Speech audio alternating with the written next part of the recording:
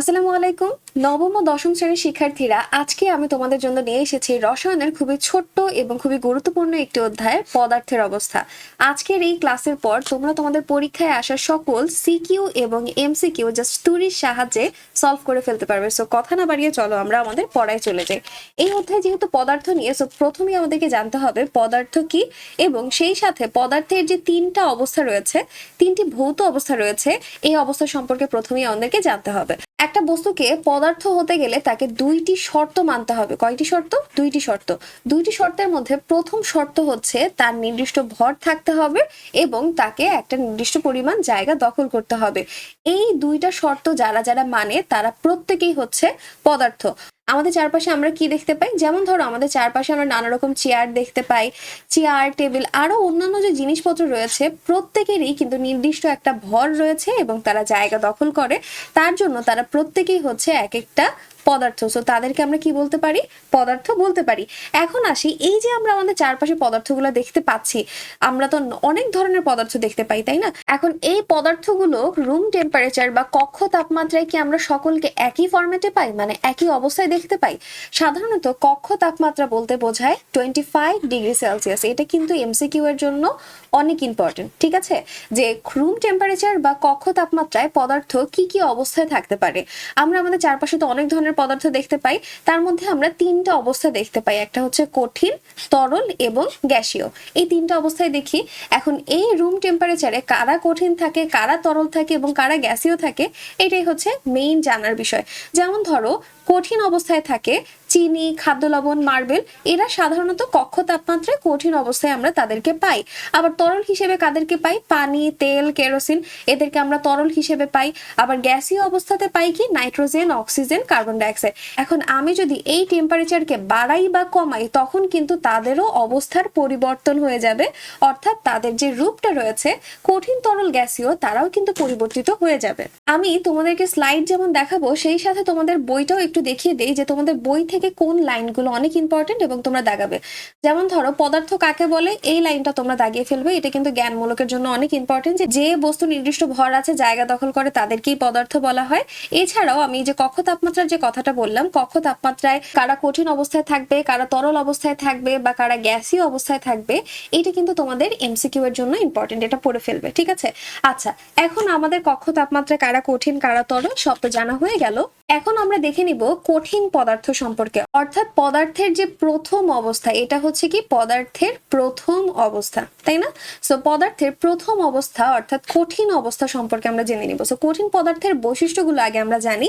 একটা কঠিন পদার্থের তিনটি জিনিস বা তিনটি শর্ত থাকতে হবে, বা তিনটি বিষয় তার মধ্যে অবশ্যই থাকতে হবে। তা হচ্ছে নির্দিষ্ট ভর, নির্দিষ্ট আকার এবং নির্দিষ্ট আয়তন। এই তিনটা জিনিস যদি তার মধ্যে নির্দিষ্ট থাকে, তাকেই আমরা কঠিন পদার্থ বলতে পারি। কথা কি ক্লিয়ার?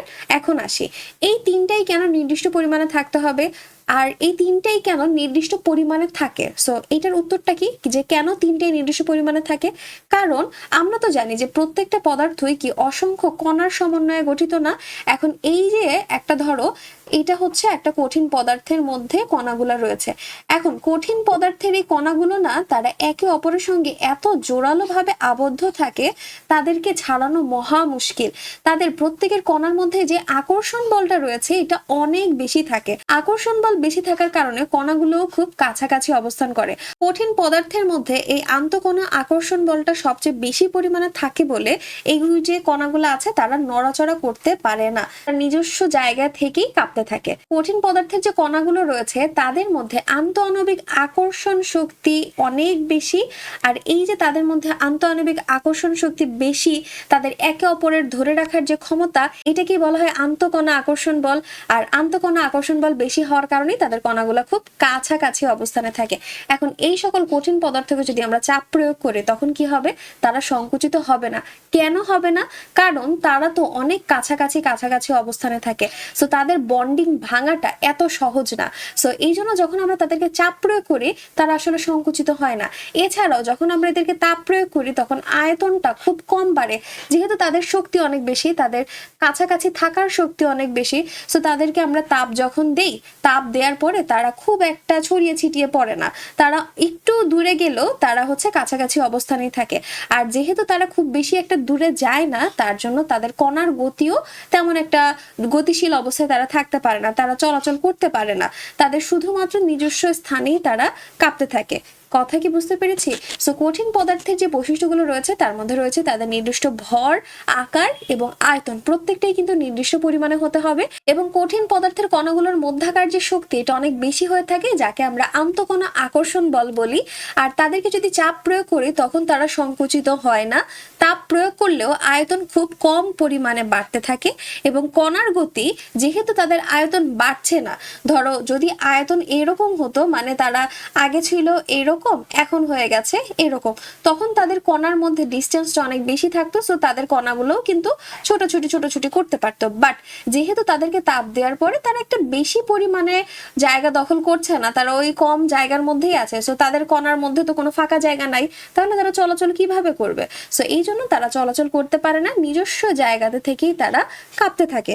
সো এইটা হচ্ছে তোমার কঠিন পদার্থের বৈশিষ্ট্য। এখন এই কঠিন পদার্থের স্লাইড তো আমি তোমাদেরকে দেখিয়ে দিলাম। এখন তোমাদের বই থেকে যদি আমি ইম্পর্টেন্ট লাইনগুলো দাগাই, যেমন ধরো এই যে এখানে একটা লাইন আছে, কঠিন পদার্থের কণাগুলোর মধ্যে আন্তঃকণা আকর্ষণ বল সবচেয়ে বেশি। এই লাইনটা কিন্তু অনেক ইম্পর্টেন্ট, এটা নিয়ে তোমাদের অনুধাবন বা সংক্ষিপ্ত প্রশ্ন কিন্তু আসতে পারে। এছাড়াও এই যে কঠিন পদার্থের ওপর চাপ প্রয়োগ করলে এরা সংকুচিত হয় না, আবার যদি তাপমাত্রা বাড়াই আয়তনও খুব কম পরিমাণে বৃদ্ধি পায়। সো ওই যে আমি স্লাইডে তোমাদের জন্য যেগুলো দিয়েছি এটা কিন্তু মোস্ট ইম্পর্টেন্ট এবং প্রত্যেকটা কথাই কিন্তু তোমাদের বই থেকে নেওয়া। সো আমি এই কথাগুলো কোথায় পেয়েছি তা কিন্তু বই থেকেও তোমাদের জন্য দাগিয়ে দিচ্ছি। এবার চলে আসি আমরা তরল পদার্থে। আচ্ছা, আমরা তো একটু আগে কঠিন পদার্থে দেখলাম যে তাদের ভর, আকার, আয়তন সবকিছু নির্দিষ্ট পরিমাণে থাকবে, কিন্তু এইখানে এসে কিন্তু আলাদা হয়ে যাবে। তরল পদার্থের ক্ষেত্রে নির্দিষ্ট পরিমাণে ভর থাকবে এবং নির্দিষ্ট পরিমাণে আয়তনে থাকবে, কিন্তু নির্দিষ্ট আকার থাকবে না। অর্থাৎ তরল পদার্থকে তুমি যেই পাত্রেই রাখো না কেন তা ওইটার আকারে ধারণ করবে। একটা তরল পদার্থকে তুমি একটা এরকম বলের মধ্যে নিবা, তাহলে সে তরল পদার্থটা এটার আকারে ধারণ করবে। তুমি একটা বিকারের মধ্যে নিয়েছো, সেটার আকারে ধারণ করবে। এক কথায় তুমি তরল পদার্থকে যেই পাত্রে রাখবে সেই পাত্রের আকার ধারণ করবে। তার মানে তরল পদার্থের নির্দিষ্ট কোনো আকার নেই, তার শুধুমাত্র রয়েছে নির্দিষ্ট ভর এবং নির্দিষ্ট আয়তন। এখন তরল পদার্থে যেহেতু নির্দিষ্ট কোনো আকার নেই, তার মানে হচ্ছে তরল পদার্থের যে কণাগুলো রয়েছে, কঠিন পদার্থের কণাগুলোর মধ্যে শক্তি তো অনেক বেশি ছিল, তাদের বন্ডিং খুবই স্ট্রং ছিল। বাট তরল পদার্থের ক্ষেত্রে এসে তাদের বন্ডিংটা একটু লুজ হয়ে যায়, তাদের বন্ডিংটা কিছুটা কমে যায়। তার মানে কণাগুলোর মধ্যকার যে শক্তি ছিল তাদের শক্তি কিছুটা পরিমাণে কমে যায়। শক্তি কম তার মানে কি তাদের বলও কম, আর বল মান কম মানে কি কণাগুলোর মধ্যকার যে আন্ত আকর্ষণ শক্তিটা ছিল এটা কিন্তু কঠিন পদার্থের তুলনায় কম হয়ে যাবে এবং কণাগুলো কিছুটা দূরে দূরে অবস্থান করবে। যেমন ধরো এখানে লেখাই আছে যে আন্তঃকণা আকর্ষণ বল কঠিনের চেয়ে এখানে কম হয় এবং কণাগুলো একটা দূরে দূরে অবস্থান করে, একটা থেকে আরেকটা দূরে দূরে অবস্থান করে। এরপরে আসে চাপ প্রয়োগের কথায়। কঠিন পদার্থকে আমরা চাপ দিলে যেমন তাদের আয়তনের কোনো পরিবর্তন হতো না, মানে সংকুচিত হতো না, ঠিক সেম ভাবে তরল পদার্থের ক্ষেত্রেও তাদের আয়তনটা হ্রাস পায় না, তবে তাদের তাপ প্রয়োগ করলে আয়তনটা বৃদ্ধি পায় এবং কঠিন পদার্থের চেয়েও বেশি বাড়ে। সাধারণত কঠিন পদার্থের কণাগুলো অনেক কাছাকাছি থাকে, তাদেরকে যখন আমরা হিট দিতে থাকি তখন তাদের যে পরিবর্তনটা খুব একটা চোখে পড়ে না, কারণ তাদের বন্ডিংটা এত স্ট্রং থাকে যে তাদেরকে তেমন একটা দূরে নিতে পারে না। তাদের আয়তনটা কি হয়, আয়তন বেশি একটা বাড়ে না। কিন্তু তরল পদার্থের বেলায় যেহেতু তাদের কণাগুলো কি একটু দূরে দূরে অবস্থান করে, তো তাদেরকে যখন আমি হিট দিতে থাকি তখন তাদের আয়তনটা আস্তে আস্তে বাড়তে থাকে, তার মানে কণাগুলো আরো দূরে যেতে থাকে। কথা কি ক্লিয়ার বুঝতে পেরেছি? তো তরল পদার্থের বৈশিষ্ট্যের মধ্যে কি কি রয়েছে, যে তাদের নির্দিষ্ট ভর আর আয়তন থাকলেও তাদের নির্দিষ্ট আকার নেই, যে পাত্রে রাখি সেই পাত্রের আকারই ধারণ করবে। আন্তঃআণবিক আকর্ষণ বলের বেলায় কঠিন পদার্থের চেয়ে কম থাকে এবং কণাগুলো দূরে দূরে অবস্থান করবে। চাপ প্রয়োগটা কঠিন পদার্থের মতনই, তাদেরও আয়তন হ্রাস পাবে না চাপ প্রয়োগ করলে, কিন্তু তাপ যখন প্রয়োগ করব তখন তাদের আয়তনটা বৃদ্ধি পাবে। তো এটাই হচ্ছে তরল পদার্থের বৈশিষ্ট্য। এখন দেখি বই থেকে কি দাগাবে। এখান থেকে এই লাইনটা দাগ দিবে যে তরল পদার্থের কণাগুলো কঠিন পদার্থের কণাগুলোর চেয়ে বেশি দূরত্বে থাকে এবং তাদের আন্তঃকণা আকর্ষণ বল কঠিন পদার্থের চেয়ে কম হয়। আবার তাদেরকে যদি আমরা তাপ প্রয়োগ করি তখন তরল পদার্থের আয়তন বৃদ্ধি পায়। আমি কিন্তু একই সাথে তোমাদের স্লাইড যেমন দেখাচ্ছি ঠিক সেম ভাবে তোমরা বই থেকে কোন লাইনগুলো দাগাবে, কোনগুলো বেশি ইম্পর্টেন্ট তাও কিন্তু দাগিয়ে দিচ্ছি। এবার তরল পদার্থ শেষ, এবার আমরা দেখে নিব গ্যাসীয় বা বায়বীয় পদার্থ এবং তার বৈশিষ্ট্য। এই গ্যাসীয় বা বায়বীয় পদার্থকে তুমি এক কথায় স্বাধীন বলতে পারো। তারা আসলে কোনো কিছুই নির্দিষ্ট না, তারা নিজেদের মতন উড়ন্ত স্বভাবের, তারা খালি উঠতেই থাকে, তাদের নির্দিষ্ট কোনো কিছুই নাই। তো তাদের শুধুমাত্র নির্দিষ্ট একটা ভর আছে, এছাড়া তাদের নির্দিষ্ট কোনো আকার নেই, আয়তন নেই, পাত্রের পুরো আয়তন তারা দখল করে ফেলে। ওই যে বললাম না তারা স্বাধীন, তাদের নির্দিষ্ট ভর ছাড়া আর তাদের কিছুই নেই। আচ্ছা, তো তুমি প্রথমে একটা সিলিন্ডারের কথা চিন্তা করো। এখন সিলিন্ডারের যে গ্যাসটা আছে এটা তুমি ছেড়ে দাও, ছেড়ে দিলে কি হবে? এটা সারা রুমে ছড়িয়ে পড়বে না? সারা রুমে ছড়িয়ে পড়বে। কারণ কি? কারণ হচ্ছে তাদের যে আকর্ষণ বল, মানে কণার মধ্যে যে আকর্ষণ বল সেটা নেই।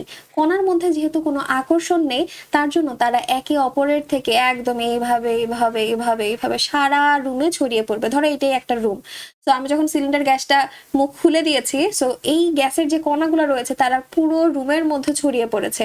কারণ কণার মধ্যে যে আন্তঃকণা আকর্ষণ শক্তিটা তাই তো নেই। যেহেতু তাদের মধ্যে কোনো শক্তিই নেই, তাদের মধ্যে কোনো বন্ডিংই কাজ করছে না, তারা কেউ কাউকে দেখতে পারে না, সো তখন তারা কি করে? একে অপরের থেকে দূরে দূরে ছোটাছুটি করতে থাকে। সো তার মানে কি? তাদের মধ্যে আন্তঃকণা আকর্ষণ বল কিন্তু সবচেয়ে কম পরিমাণে থাকে। আর এখানে আমরা আন্তঃকণা আকর্ষণ বল বলতে পারি যে এটা নেই, একদম নেই বললেই চলে, মানে কম বলতে একদম নেই। তো যেহেতু আন্তঃকণা আকর্ষণ নেই, তো এই জন্য কণাগুলো অনেক দূরে দূরে থাকে এবং ছোটাছুটি করতে থাকে। এই অবস্থায় যদি তাদেরকে আমরা চাপ প্রয়োগ করি তখন কি হবে? তার আয়তনটা অনেক কমে যাবে। কঠিন আর তরল পদার্থের ক্ষেত্রে দেখেছি তাদের আয়তন তেমন একটা হ্রাস পায় না চাপ প্রয়োগে, তবে গ্যাসীয় পদার্থের ক্ষেত্রে যদি তুমি চাপ প্রয়োগ করো সেই ক্ষেত্রে আয়তনটা অনেক পরিমাণে কমে যাবে। একে তো তাদের মধ্যে কোনো বন্ডিং নেই, সো তার মধ্যে তুমি আবার আগুন দিয়ে তার মধ্যে আবার ঘি ঢালছো, সো তখন কি হবে? তাদের মধ্যকার যে বন্ডিং একটুখানিও ছিল তাও কিন্তু শেষ। সো তারা আরো দূরাদূরি ছোটাছুটি করতে থাকবে, তখন তাদের আয়তনটা আরো বেড়ে যাবে। সো আমরা যদি চিন্তা করি কঠিন পদার্থের আন্তঃআণবিক আকর্ষণ বল কঠিনের ক্ষেত্রে সবচেয়ে বেশি, আন্তঃআণবিক আকর্ষণ বল কঠিনের সবচেয়ে বেশি, তারপর হচ্ছে তরল, তারপর হচ্ছে গ্যাস। তো আন্তঃআণবিক আকর্ষণ বল যাদের বেশি তাদের কণাগুলো অনেক কাছাকাছি অবস্থান করে, তাদের মধ্যে আন্তঃকণা আকর্ষণ শক্তি বেশি। চাপ প্রয়োগ করলে কঠিন আর তরলের আয়তনের তেমন কোনো পরিবর্তন না হলেও গ্যাসীয় পদার্থের আয়তন কমে যায় এবং তাপ প্রয়োগে কঠিন পদার্থের পরিবর্তন তেমন একটা হয় না। তরল পদার্থের আয়তন কিছুটা বাড়ে আর গ্যাসীয় পদার্থের ক্ষেত্রে সেটা অনেক পরিমাণে বেড়ে যায়। সো এই হচ্ছে তোমাদের পদার্থের তিনটা অবস্থার বৈশিষ্ট্য, আমি তোমাদেরকে সম্পূর্ণভাবে বুঝিয়ে দিলাম। এবারে আমরা আরেকটা থিওরি পড়বো, তা হচ্ছে কণার গতিতত্ত্ব। এটা খুবই মজার একটা জিনিস। আমরা কি জানি বলতো? যে সকল পদার্থই ক্ষুদ্র ক্ষুদ্র কণা দ্বারা গঠিত। সকল পদার্থ কি দ্বারা গঠিত? কণা দ্বারা গঠিত। এখন এই যে কণার মধ্যে দুইটা জিনিস থাকে, একটা হচ্ছে আন্তঃকণা আকর্ষণ শক্তি এবং আরেকটা হচ্ছে গতিশক্তি। আন্তঃকণা আকর্ষণ শক্তিটা কি বলতো? আন্তঃকণা আকর্ষণ শক্তি হচ্ছে এই যে কণাগুলো আছে, কণাগুলোর একে অপরকে টেনে ধরার যে শক্তি, একে অপরকে টেনে ধরে, মানে একদম টেনে ধরার যে শক্তি বা কাছাকাছি রাখার যে শক্তি, সেটা হচ্ছে আন্তঃকণা আকর্ষণ শক্তি। এবং গতিশক্তিটা কি? কণাগুলোর ছোটাছুটি করার শক্তি, ছোটাছুটি করার যে শক্তি সেটাই হচ্ছে গিয়ে তাদের গতিশক্তি।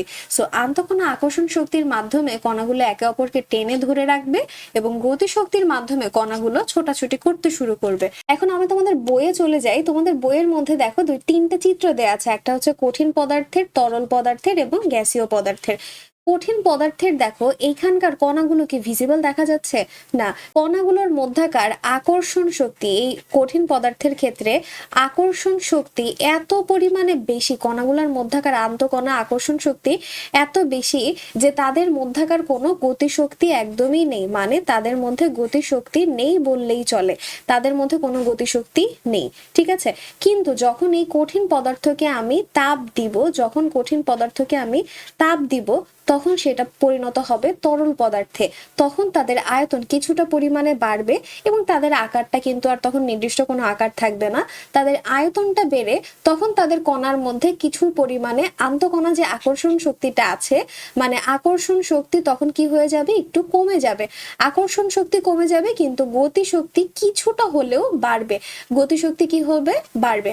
মানে যখন আমি কঠিন পদার্থকে তাপ দিচ্ছি তখন আন্তঃকণা আকর্ষণ শক্তি কমবে এবং গতিশক্তি বাড়বে। আবার যখন এই তরল পদার্থকে আবার আমি তাপ দিচ্ছি, তরল পদার্থকে আবার তাপ দিলে তখন এদের মধ্যকার যে আকর্ষণ শক্তিটা, আকর্ষণ শক্তি নেই বললেই চলে এবং তাদের মধ্যকার গতি শক্তিটা একদম বেড়ে যাবে। তার মানে যখন আমি তরল পদার্থটাকে তাপ দিচ্ছি তখন তাদের যে আকর্ষণ শক্তি মানে কণাগুলোর যে আকর্ষণ শক্তি তা একদম কাটছাট হয়ে কণাগুলো পাগলের মতন এদিক সেদিক দিক বেদিক ছোটাছুটি করতে থাকে। কথা কি বুঝতে পেরেছি? আর এই গ্যাসীয় পদার্থটাকে যখন আরো তাপ দিব তখন এক কথায় তারা তো একদম উন্মাদের মতন পাগলের মতন ছোটাছুটি করতে থাকবে এবং সেখানে কোনো আকর্ষণ শক্তি নেই বললেই চলে। তখন তাদের গতিশক্তির হার আরো বাড়তে থাকবে, তখন তাদের কি হবে, গতিশক্তির হার আরো বাড়বে। এবারে আমরা আমাদের স্লাইডে যদি একটু চলে যাই, এখন এই কণার গতিতত্ত্বের দুইটা শর্ত আমরা একটু দেখি। আমরা প্রথমেই শুনলাম যে আন্তঃকণা আকর্ষণ শক্তি যদি বেশি হয় তাহলে কণাগুলো কি খুব কাছাকাছি অবস্থান করবে, তাদের মধ্যে বন্ডিং খুব ভালো এবং এই সকল পদার্থকে তখন আমরা কি বলতে পারি, কঠিন পদার্থ বা পদার্থটা কঠিন অবস্থায় আছে। আর যখন এটাকে আমি আরো তাপ দিচ্ছি, যখন এটাকে আমি হিট দিচ্ছি তখন কণাগুলোর মধ্যে গতিশক্তি আস্তে আস্তে বাড়তে থাকে। ধরো প্রথমে এই অবস্থায় ছিল, এটাকে আমি তাপ দিয়েছি মানে হিট দিয়েছি, হিট দিলে তখন আস্তে আস্তে এটা এইরকম হতে থাকে, ঠিক আছে? তাপ দেই তখন কণাগুলো দূরে সরে যায়। এইটাকে যখন আমি আবার তাপ দিব, ধরো এটা হচ্ছে কঠিন অবস্থা, এটা হচ্ছে তরল অবস্থা, এখন এইটাকে যখন আমি আবার তাপ দিব তখন কি হবে, এরা তো পাগলের মতন একদম ছোটাছুটি করতে থাকবে। বুঝতে পেরেছি? তখন তাদের মধ্যকার আর কোনো আকর্ষণ শক্তি থাকবে না, তারা জাস্ট পাগলের মতো ছুটতে থাকবে। সো এটাই হচ্ছে কথা। এখন আসি আমরা একটু তাপের প্রভাবটা দেখি। কণার গতিতত্ত্বের মধ্যেই কিন্তু তাপের প্রভাবটা রয়েছে। তাপের কারণে এই যে তাদের অবস্থার পরিবর্তন ঘটছে, অর্থাৎ কঠিন থেকে তরল, তরল থেকে গ্যাস পরিবর্তন হচ্ছে, সেটা কঠিন পদার্থকে তাপ দিলে তরল হচ্ছে, আবার তরলকে যখন আমি আবার তাপ দিচ্ছি, তরলকে যখন আমি আবার তাপ দিচ্ছি তখন সেটা গ্যাসীয় হচ্ছে এবং তখন আকর্ষণ শক্তিটা কমে গিয়ে তখন গতিশক্তিটা বেড়ে যায়। তখন ধরতে পারি আকর্ষণ শক্তি প্রায় মুক্ত হয়ে গিয়েছে। তবে তোমাদের এই যে একটা এমসিকিউ এর জন্য গুরুত্বপূর্ণ পয়েন্ট রয়েছে, এটা হচ্ছে এমসিকিউ এর জন্য অনেক ইম্পর্টেন্ট, যে গ্যাসীয় অবস্থায় তো অলরেডি চলে গিয়েছে। সাধারণত তিনটা অবস্থা আমরা জানি, কঠিন থেকে তাপ দিলে তখন হয় তরল, তরল থেকে তাপ দিলে তারপর হয় গ্যাস। এখন এই গ্যাসীয় অবস্থায় তুমি আবার তাপ দিচ্ছ, এটাকে আবার তাপ দিচ্ছ, আবার তাপ দিলে কি হবে, কণার গতিশক্তি আরো দ্বিগুণ পরিমাণে বেড়ে যাবে এবং তখন তারা আরো জোরে ছোটাছুটি করতে থাকবে। তখন তো তাদের আকর্ষণ শক্তি একদম নাই বললেই চলে, তখন তাদের পুরোটাই হচ্ছে গতিশক্তি হয়ে যাবে। তো ক্লিয়ার? কণার গতিতত্ত্ব তাহলে বুঝতে পেরেছি। তো কণার গতিতত্ত্বের বই থেকে যদি দাগাও, প্রথম যে তিনটা লাইন আছে অনেক বেশি ইম্পর্টেন্ট, যে প্রত্যেকটা পদার্থই কণা দ্বারা গঠিত, তাদের আকর্ষণ হচ্ছে, তাদের তাদের আন্তঃকণা আকর্ষণ শক্তির কথা বলা রয়েছে, গতিশক্তির কথা বলা রয়েছে এবং কঠিন তরল গ্যাসীয় অবস্থা এই কণার গতিতত্ত্ব দিয়ে যে ব্যাখ্যা করা যায় তা একটু ব্যাখ্যাটা এখান থেকে একটু পড়ে নিবে। প্রথম তিনটা লাইন একটু ভালো করে পড়বে এবং এই যে গ্যাসীয় অবস্থার কথাটা যে আমি বললাম, যে গ্যাসীয় অবস্থায় যখন আরো বেশি পরিমাণে তাপ দেই তখন যে আরো ছোটাছুটি করতে থাকে, এটা এমসিকিউতে আসতে পারে যে গ্যাসীয় অবস্থায় যদি আমি আরো তাপ দিতে থাকি তখন আসলে কি হয়। তো কণার গতিতত্ত্ব শেষ। এবারে আমরা চলে আসি ব্যাপন। ব্যাপন কিন্তু সিকিউ এর জন্য অনেক বেশি ইম্পর্টেন্ট। হ্যাঁ, ব্যাপন কাকে বলে এটা তো সংজ্ঞা মাস্ট কতে কোথাও না কোথাও পাবে। এছাড়াও ব্যাপনের হার নিয়ে কিন্তু ম্যাথও আসে, তো অনুধাবনেও দিতে পারে। তো ব্যাপনটা কিন্তু ইম্পর্টেন্ট। তো প্রথমেই আসি ব্যাপন কি। ব্যাপন কি, এটা যদি আমি তোমাদেরকে একদম সোজা বাংলা ভাষায় বলি, এটা হচ্ছে নিজের থেকে চারদিকে ছড়িয়ে পড়ে, নিজের থেকে চারদিকে। তো ব্যাপন হচ্ছে নিজের থেকে চারদিকে সমানভাবে, অবশ্যই সমানভাবে ছড়াতে হবে, ঠিক আছে? নিজের থেকে চারদিকে সমানভাবে ছড়িয়ে পড়া। এখন ধরো তুমি তোমার রুমের মধ্যে, বা তুমি যখন পারফিউম ইউজ করো তখন তোমার রুমের কিন্তু ফ্যান অফ। ধরো তোমার রুমের মধ্যে ফ্যান ছাড়া নেই, কিন্তু তুমি পারফিউম ইউজ করার পরে সুগন্ধ পুরা রুমের মধ্যে ছড়িয়ে পড়ে। এই যে তুমি জাস্ট একটা প্রেস করেছো, সেখান থেকে কি বের হলো এবং এটা পুরা সারা রুমে ছড়িয়ে পড়েছে। এই যে একটা জায়গা থেকে বের হয়ে পুরা রুমে ছড়িয়ে পড়লো সমানভাবে, এইটাই হচ্ছে ব্যাপন। কথা কি বুঝতে পেরেছি? সাধারণত রসায়নের ভাষায় ব্যাপনটা হচ্ছে যে উচ্চ ঘনত্বের স্থান থেকে নিম্ন ঘনত্বের স্থানে ছড়িয়ে পড়বে, নিম্ন ঘনত্বের স্থানে ছড়িয়ে পড়বে। ব্যাপন হচ্ছে উচ্চ ঘনত্বের স্থান থেকে নিম্ন ঘনত্বের স্থানে ছড়িয়ে পড়া। পারফিউমটা যখন এই যে বোতলের মধ্যে ছিল, তখন এটা কি উচ্চ ঘনত্ব ছিল না, তখন তার ঘনত্ব বেশি ছিল। কিন্তু যখন এটা রুমে স্প্রে করা হয়েছে তখন কি এটা নিম্ন ঘনত্বে চলে আসছে না? সো উচ্চ ঘনত্বের থেকে, সো উচ্চ ঘনত্বের থেকে নিম্ন ঘনত্বে যে ছড়িয়ে পড়ছে এবং সমানভাবে ছড়িয়ে পড়ছে, এটাই হচ্ছে ব্যাপন। সংজ্ঞাটা কি, যে যে কোনো মাধ্যমে হবে, সংজ্ঞাটা হচ্ছে কঠিন, তরল বা বায়বীয় যে কোনো মাধ্যমে কোনো পদার্থের কণাগুলোর স্বতঃস্ফূর্তভাবে ও সমানভাবে ছড়িয়ে পড়ার প্রক্রিয়াকেই ব্যাপন বলা হয়। একদম ইজি না বলো? তিনটা মাধ্যমেই কোনো একটা পদার্থের কণাগুলো স্বতঃস্ফূর্তভাবে বা সমানভাবে ছড়িয়ে পড়ার যে প্রসেসটা, এটাই হচ্ছে ব্যাপন। ক্লিয়ার? আর এটা শর্তটা কি জানলাম আমরা? উচ্চ ঘনমাত্রার স্থান থেকে এটা কি হতে হবে? নিম্ন ঘনমাত্রার স্থানে যাবে। যেমন পারফিউমের কথা আমরা জানলাম। এখন তিনটা গোল্ডেন রোজ, এটা না অনেক বেশি ইম্পর্টেন্ট এমসিকিউ এর জন্য। ইভেন এটা কিন্তু সিকিউতেও চলে আসে। সিকিউতে ওই যে আমি বললাম না যে তোমাদের ম্যাথ চলে আসে গ বা ঘয়ে, সো সেই ক্ষেত্রেও কিন্তু এটা একটু লাগবে। এই দুইটা কথা যদি একটু মাথায় থাকে, সিকিউ এমসিকিউ দুইটার জন্যই তুমি একদম রেডি হয়ে যাবে। যেমন ধরো এখানে বলা রয়েছে মাধ্যম ভিত্তিক হারের ক্রম, অর্থাৎ এই যে তিনটা মাধ্যম রয়েছে, বায়বীয়, তরল এবং কঠিন, এই সকল মাধ্যমে ব্যাপনের হার কেমন হয়, মানে কোথায় ব্যাপন হার কম, কোথায় ব্যাপন হার বেশি। কঠিন মাধ্যমের তুলনায় তরল মাধ্যমের ব্যাপন হার বেশি, এবং তরলের থেকেও আবার বায়বীয় মাধ্যমের ব্যাপন হার সবচেয়ে বেশি হয়। ব্যাপন হার বায়বীয় মাধ্যমে সবচেয়ে বেশি এবং সবচেয়ে কম হচ্ছে কঠিন মাধ্যমে। কথা কি বুঝতে পেরেছি? সো এইটা তো গেল। এছাড়াও রয়েছে আণবিক ভরের কথা। ওকে, আণবিক ভরের সাথে ব্যাপনটা কিভাবে পরিবর্তিত হতে থাকে। সাধারণত যে সকল পদার্থের আণবিক ভর বেশি হয় তাদের ব্যাপন হার ততই কম হয়। একটা কথা মাথায় রাখবা, সাধারণত যারা অনেক মোটা হয়, মোটা মানুষ কি দৌড়াতে তাদের অনেক কষ্ট হয় না, তাদের দৌড়াতে অনেক বেশি সময় লাগে। তো এইখানেও সেম, যে আণবিক ভর যার যত বেশি হবে তার ব্যাপন হার তত কম হবে। সো ব্যাপন হার আশা করছি বুঝতে পেরেছো। তোমাদের বইয়ের মধ্যেও যে ব্যাপন হার নিয়ে কথা আছে, এই যে এখানে ব্যাপন নিয়ে কথা আছে। ব্যাপন কাকে বলে এটা প্রথম লাইনেই লেখা আছে, সংজ্ঞাটা সুন্দর করে মুখস্থ করে ফেলবে। এরপর দেখো রয়েছে উচ্চ ঘনমাত্রার স্থান থেকে নিম্ন ঘনমাত্রার স্থানে ছড়িয়ে পড়া, একটা এক্সাম্পল দেয়া রয়েছে।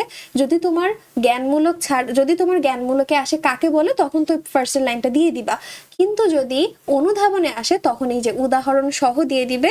এবং এই যে আণবিক ভরের কথা আমি বললাম, এই যে দুইটা গোল্ডেন রুলসের কথা বললাম, তুমি চাইলে অনুধাবনের মধ্যে এই দুইটা লাইনও দিয়ে দিতে পারো। আচ্ছা, সো আমাদের ব্যাপন সম্পর্কে জানা তো শেষ, যে ব্যাপন কাকে বলে তা আমরা জেনে নিয়েছি। এখন ব্যাপন নিয়ে আমরা চমৎকার চমৎকার তিনটা পরীক্ষা নিয়ে আলোচনা করব। পরীক্ষাগুলো সাধারণত তোমরা তোমাদের স্কুলের যে ল্যাব রয়েছে ল্যাবের মধ্যে করে ফেলবে, বা স্কুলের টিচাররাই তোমাদেরকে ল্যাবে নিয়ে পরীক্ষাগুলো করে দেখাবে। তো এই পরীক্ষার জন্য প্রথমেই তোমার লাগবে হচ্ছে একটা পরিষ্কার পাত্র। ঠিক আছে, পরিষ্কার পাত্র নেয়ার পরে তার মধ্যে নিয়ে নিবে পরিষ্কার পানি। পানি নেওয়া শেষ। এখন পানি নেওয়ার পরে এর মধ্যে তুমি নিয়ে নিবে কঠিন, অর্থাৎ কঠিন অবস্থায় রয়েছে এরকম পটাশিয়াম পার ম্যাঙ্গানেট। কঠিন পটাশিয়াম পার ম্যাঙ্গানেট নিয়ে তরল পদার্থের মধ্যে ছেড়ে দাও। কিছুক্ষণ পরে তুমি দেখবে যে এই যে কঠিন পদার্থের যে কণাগুলো রয়েছে তা পানির মধ্যে, পুরো পানির মধ্যে সমানভাবে ব্যাপিত হয়ে গিয়েছে, সমানভাবে চারপাশে ছড়িয়ে পড়েছে। এবং কিছুক্ষণ পরে দেখবে যে এই তরল পানি যেটা বর্ণহীন ছিল, এইটা কিছুক্ষণ পরে এসে গোলাপি বর্ণের হয়ে গিয়েছে। তার কারণ কি?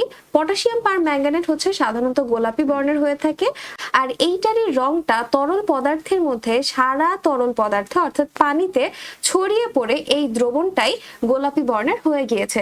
আর আরেকটা কথা, আমরা যে প্রথম পরীক্ষণ দেখছি, এইখানে সাধারণত তরল পদার্থে, অর্থাৎ তরল পদার্থে কঠিন পদার্থের ব্যাপন হার দেখছি। মানে তরল পদার্থ ছিল, এইটার মধ্যে কঠিন পদার্থ কিভাবে ব্যাপিত হচ্ছে, কিভাবে সারা পানির মধ্যে ছড়িয়ে পড়ছে তা চেক করছে। সো এখানে আমার কি হলো, যে গোলাপি রংটা পুরো পানির মধ্যে বা পুরো পাত্রেই ছড়িয়ে পড়লো। এবং এই ব্যাপনটা সংঘটিত হতে সাধারণত কয়েক মিনিট থেকে প্রায় কয়েক ঘন্টা সময় লাগতে পারে। কিন্তু এখানে আরেকটা কিন্তু আছে। সেই কিন্তুটা কি জানো? ঠান্ডা পানিতে তুমি কঠিন পটাশিয়াম পার ম্যাঙ্গানেট দিয়েছো, কিন্তু তুমি এই পানিটাকে যদি ধরো, তুমি ওই পানিটাকে একটু উত্তপ্ত করবে, তুমি এইটাকে তাপ দিয়ে উত্তপ্ত করবে, তখন দেখবে এটা তো গরম পানি এখন হয়ে গেল, তাপ দেওয়ার পরে এটা গরম হয়ে গেল না? এই গরম পানিতে যখন তুমি পটাশিয়াম পার ম্যাঙ্গানেট অর্থাৎ কঠিন পটাশিয়াম পার ম্যাঙ্গানেট দিয়েছো, তখন এইখানে যদি তোমার ব্যাপিত হতে, ধরো আমি একটা আন্দাজে সময় বলছি, ধরো এটা ব্যাপিত হতে 30 মিনিট সময় লাগলো। এটা যদি 30 মিনিট সময় লাগে, এখানে আরো কম সময় লাগবে, এখানে ধরো 10 মিনিটের মধ্যে ব্যাপিত হয়ে যাবে। তার মানে কি বুঝলাম? যখন কিনা আমি এটাকে তাপ দিচ্ছি, মানে এটাকে আমি উত্তপ্ত করছি, তখন পানিগুলো গরম হয়ে গেছে এবং গরম পানিতে কঠিন পদার্থের ব্যাপন হার বেশি। এর মানে হচ্ছে যে গরম পানিতে ব্যাপন হার বেশি হবে। কারণ কি, এটা কেন হয় তোমাকে যদি জিজ্ঞেস করা হয়, তুমি টিচারকে বলবা যে গরম পানিতে ব্যাপন হার বেশি, কিন্তু কেন বেশি? তার কারণ হচ্ছে যখন তুমি এই পানিটাকে তাপ দিচ্ছ তখন পানির যে কণাগুলো রয়েছে এই কণাগুলো অনেক দ্রুত ছোটাছুটি করতে থাকে, অর্থাৎ তখন এই কণাগুলোর গতিশক্তি অনেক বৃদ্ধি পায়। কি হয়, কণাগুলোর গতিশক্তি অনেক বেড়ে যায়। আর যখন গতিশক্তি বেড়ে যায় তখন এই পটাশিয়াম পারম্যাঙ্গানেট একে অপরের সঙ্গে খুব দ্রুত ধাক্কাধাক্কি খেতে থাকে এবং তখন খুব দ্রুতই পটাশিয়াম পারম্যাঙ্গানেটের যে গোলাপি বর্ণ তা খুব দ্রুত ছড়িয়ে পড়ে। তো পরীক্ষণ নং 1 তুমি কিভাবে করবে তা আশা করছি বুঝতে পেরেছো। পরীক্ষণ নং 1 এ মেইনলি তুমি তরল পদার্থের মধ্যে কঠিন পদার্থের ব্যাপনের হার চেক করেছো, ঠিক আছে। এখন যদি আমি স্লাইডে গিয়ে তোমাদেরকে একটু দেখাই যে পানিতে অর্থাৎ তরল পদার্থে কঠিন অর্থাৎ পটাশিয়াম পারম্যাঙ্গানেটের ব্যাপন হার তুমি খেয়াল করেছো। সেখানে পানির মধ্যে যদি আমি এটা দেই তখন কণাগুলো আস্তে আস্তে দ্রবীভূত হয়ে পুরো পাত্রকে গোলাপি করে ফেলে, কিন্তু যখন এটাকে আমি তাপ দিব তখন ব্যাপনের হার বেড়ে যাবে এবং ঠান্ডা পানিতে রংটা পুরোপুরি ছড়িয়ে পড়তে যত সময় লেগেছে গরম পানিতে আরো দ্রুত ছড়িয়ে পড়বে। পানিতে কি, গরম পানিতে আরো দ্রুত ছড়িয়ে পড়বে। এখন আমরা দেখে নিব যে পরীক্ষণ নং 2, পরীক্ষণ নং 1 শেষ, পরীক্ষণ নং 1 নিয়ে আর কোনো কথাই নেই। এবারে আমরা দেখে নিব পরীক্ষণ নং 2। আমরা তখন দেখেছি কি তরল পদার্থে কঠিন, আর এখন আমরা দেখব তরল পদার্থ ব্যাপিত হওয়ার যে প্রসেস ওইটা দেখে নেব। সো এটার জন্য আমাদের প্রথমে কি করতে হবে, সেম একইভাবে একটা পাত্র নিয়েছি, পাত্রের মধ্যে পরিষ্কার পানি নিয়েছি এবং এই পানির মধ্যে নীল বর্ণের আরেকটা পদার্থ আমি অ্যাড করে দিচ্ছি। তো এখন আমি কি দেখবো জানো, কঠিন পদার্থটা ব্যাপিত হতে যত সময় লেগেছে এইটা আরো দ্রুত হবে। এইটা ব্যাপিত হতে খুবই কম সময় লাগবে এবং খুব দ্রুত চারপাশে সমানভাবে ছড়িয়ে পড়বে। এর থেকে আমি কি বুঝলাম যে তরল পদার্থের ব্যাপনের হার কঠিন পদার্থের চেয়ে বেশি, অর্থাৎ তরল পদার্থ খুব দ্রুত ছড়িয়ে পড়তে পারে কঠিন পদার্থের তুলনায়। ঠিক একইভাবে যদি আমি এদেরকেও তাপ দিতে থাকি, অর্থাৎ এদেরকেও যদি আমি তাপ দেই তখন এদের বেলাতেও আরো দ্রুত ছড়িয়ে পড়বে। ঠান্ডা অবস্থায় যতটা সময় নিবে গরম পানিতে আরো কম সময়ে দ্রুত ছড়িয়ে পড়বে। এইটাই হচ্ছে তোমাদের পরীক্ষণ নং 2 এর যে কথা। এবং এটা যদি আমি স্লাইড তোমাদেরকে একটু দেখাই, এটা রয়েছে কি যে পানিতে তরল নীলের দ্রবণ, তার মানে হচ্ছে কি তরলের মধ্যেই তরল পদার্থ ব্যাপিত হচ্ছে। সো এইটা যদি আমি কক্ষ তাপমাত্রায় করি তখন কঠিন পটাশিয়াম পারম্যাঙ্গানেটের চেয়ে এইটার ব্যাপন হতে আরো কম সময় লাগবে, মানে এটা আরো দ্রুত ব্যাপিত হয়ে যাবে।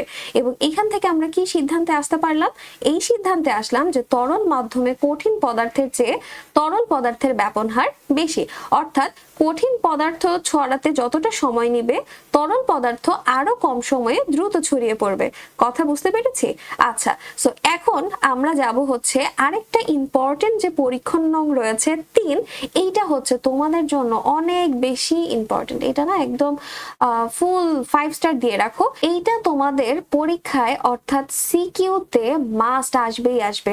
বিগত অনেকগুলো বোর্ড এক্সামে কিন্তু এই পরীক্ষণের উপর বেস করে একটা সিকিউ, ফুল সিকিউ চলে আসছে। সো এটা কিন্তু তোমাদের জন্য অনেক ইম্পর্টেন্ট।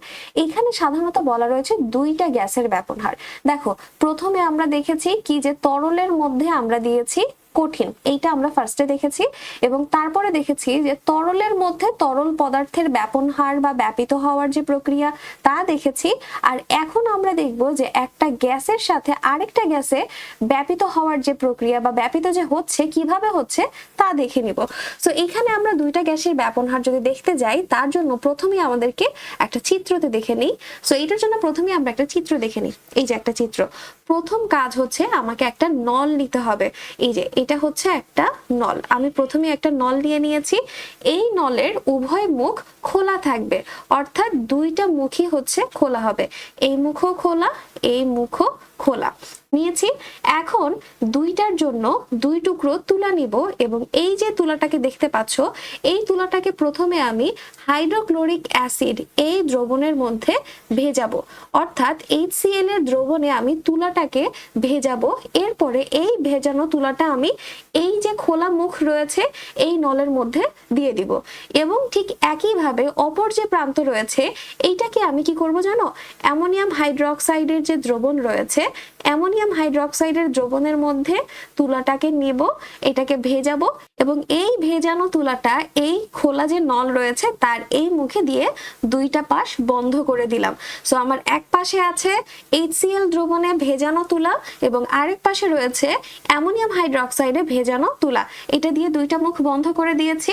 বন্ধ করে দেওয়ার পরে কি হবে, HCl থেকে সাধারণত HCl গ্যাসটা ভেতরে কিন্তু ফাঁকা ছিল, সো কিছুটা বাষ্প তো অবশ্যই আছে, কিছুটা বাতাস তো অবশ্যই আছে, তাই না? সো এই বাতাসের মধ্যে এই HCl গ্যাস এখান থেকে এবং অ্যামোনিয়াম হাইড্রোক্সাইড থেকে আসবে NH3 অর্থাৎ অ্যামোনিয়া গ্যাস। এই দুইটা গ্যাস এইদিকে তারা আসতে থাকবে। সো দেখো, এখান থেকে একটা গ্যাস আসবে, এখান থেকে একটা গ্যাস আসবে, তারা তো একে অপরের সঙ্গে তাইলে মিশ্রিত হয়ে যাবে, তাই না? মিশ্রিত হয়ে তারা আরেকটা জিনিস তৈরি করবে। এই যে এখানকার অ্যামোনিয়া অর্থাৎ অ্যামোনিয়াম হাইড্রোক্সাইডের অ্যামোনিয়া এবং HCl এই দুইটা পরস্পর মিশ্রিত হয়ে অ্যামোনিয়াম ক্লোরাইডের একটা সাদা ধোঁয়া তৈরি করবে। অ্যামোনিয়াম ক্লোরাইডের কি তৈরি করবে? সাদা একটা ধোঁয়া তৈরি করবে। তো এই যে আমরা দেখতে পাচ্ছি অ্যামোনিয়াম ক্লোরাইডের সাদা ধোঁয়া তৈরি হয়েছে, এই যে এইখানে অ্যামোনিয়াম ক্লোরাইডের একটা সাদা ধোঁয়া তৈরি হয়েছে। এখন তোমাদের প্রশ্ন হতে পারে, এই যে ধোঁয়াটা তৈরি হয়েছে এটা এই মাঝ বরাবর তৈরি না হয়ে বা অ্যামোনিয়াম হাইড্রোক্সাইডের দিকে তৈরি না হয়ে কেন HCl এর কাছাকাছি তৈরি হলো? এই প্রশ্নটা কিন্তু তোমাদের মধ্যে আসতে পারে, তাই না? বলো যে এটা কেন এইখানেই হলো, মাঝ বরাবর কেন হলো না, বা কেন অ্যামোনিয়াম হাইড্রোক্সাইডের কাছাকাছি হলো না, কেন হলো না? সো এইটার জন্য তোমাদেরকে আমি একটা জিনিস একটু দেখাই। এখানে আমরা কিন্তু ব্যাপন যখন পড়েছিলাম তখন কিন্তু একটা জিনিস আমরা দেখেছিলাম, এই যে আণবিক ভরের যে কথাটা, এইটা কিন্তু আমরা দেখেছিলাম, তাই না? যে আণবিক ভর যত বেশি হবে ব্যাপনের হার তত কম হবে। সো এইটার উপর বেস করে এই যে থিওরিটা আছে এইটার উপর বেস করে যদি আমরা করতে চাই, দেখো এইখানে রয়েছে অ্যামোনিয়া, এইখানে রয়েছে HCl, তাহলে আমাদের কি করতে হবে বলতো? দুইটার আণবিক ভর বের করে দেখতে হবে। আণবিক ভর বের করার নিয়মটা কি আমরা জানি? NH3 ওর আণবিক ভর যদি অর্থাৎ অ্যামোনিয়ার আণবিক ভর বের করতে চাই, নাইট্রোজেনের আণবিক ভর কত? ওর আণবিক ভর হচ্ছে 14 এবং নাইট্রোজেন এখানে একটাই আছে, সো 14 গুণ 1 যদি করে 14ই হয়।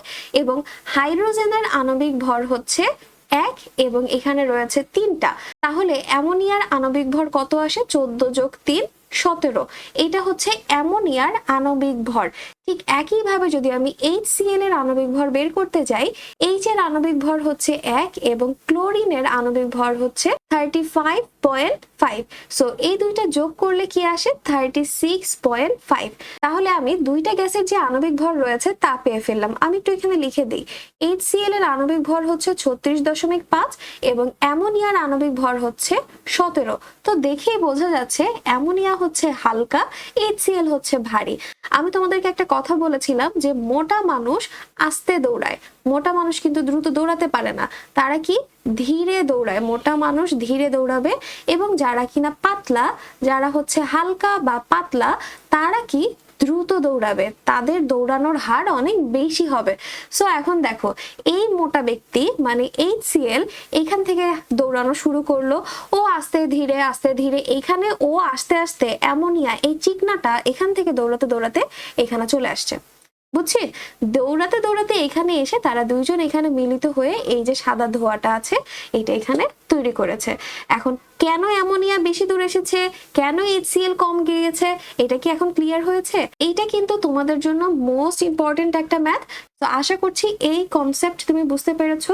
এইটা কিন্তু ভাই অনেক অনেক বেশি ইম্পর্টেন্ট, এইটা একদম মাথার মধ্যে লক করে ফেল। তাহলে এই কথাটা আশা করছি তোমরা বুঝতে পেরেছো। ঠিক একইভাবে এখানে তোমাদের পরীক্ষণের মধ্যে আরো কিছু দেয়া আছে। দেখো এটা যদি সিকিউতে না আসে তাইলে তুমি ধরে নাও এটা মাস্ট MCQতে আসবেই আসবে। এই যে এরকম কোনো একটা যৌগ বা মৌল দিয়ে দিবে এবং বলবে যে এই দুইটার মধ্যে কার ব্যাপন হার বেশি কার ব্যাপন হার কম, তুমি একদম সিম্পলি তাদের হচ্ছে আণবিক ভর দিয়ে বের করে ফেলতে পারবা, তাই না? সো অবশ্যই এই কনসেপ্ট মাথার মধ্যে একদম সেট করে নাও, ঠিক আছে? যেমন ধরো এখানে hydrogen, helium, nitrogen, oxygen, carbon dioxide এই গ্যাসের আণবিক ভর দেওয়া রয়েছে 2, 4, 28, 32, 44। এই গ্যাসগুলোর মধ্যে কার ব্যাপন হার সবচেয়ে বেশি বলতো? ভাবো কার বেশি। এইখানে আণবিক ভর সবচেয়ে কম কার? হাইড্রোজেনের সবচেয়ে কম, তাইলে হাইড্রোজেনের সবচেয়ে বেশি হবে। এখন এই চারটা গ্যাসের মধ্যে তুমি যদি ব্যাপন হারের একটা ক্রম তৈরি করতে চাও তাহলে কি দেখবা? হাইড্রোজেনের আণবিক ভর সবচেয়ে কম, তার মানে ওর ব্যাপন হার বেশি। তারপরে হচ্ছে হিলিয়ামের জায়গা হবে, এরপরে হবে নাইট্রোজেন এবং তারপরে হবে কে কার্বন ডাইঅক্সাইড। কারণ হচ্ছে আণবিক ভরের উপর বেস করে তাদের ব্যাপন হার পরিবর্তিত হচ্ছে। যার আণবিক ভর কম তার ব্যাপন হার বেশি। তো আশা করছি বুঝতে পেরেছো। তো তোমাদের পরীক্ষণ নং 3 এখানে এটাই রয়েছে। প্রথমে এখানে বিক্রিয়াটা রয়েছে যে HCl আর অ্যামোনিয়া বিক্রিয়া করে অ্যামোনিয়াম ক্লোরাইড তৈরি করেছে এবং এটা কিন্তু একটা সাদা ধোঁয়া সৃষ্টি করেছে। হ্যাঁ, পরে আণবিক ভরের যে ব্যাখ্যাটা রয়েছে তা দেয়া রয়েছে। এখানে আণবিক ভর অ্যামোনিয়ার কত এসেছে, সে যে হালকা গ্যাস, HCl যে ভারী গ্যাস তার কথা রয়েছে এবং তার ফলাফল কি রয়েছে যে সাদা ধোঁয়ার অবস্থান HCl এর কাছাকাছি হবে।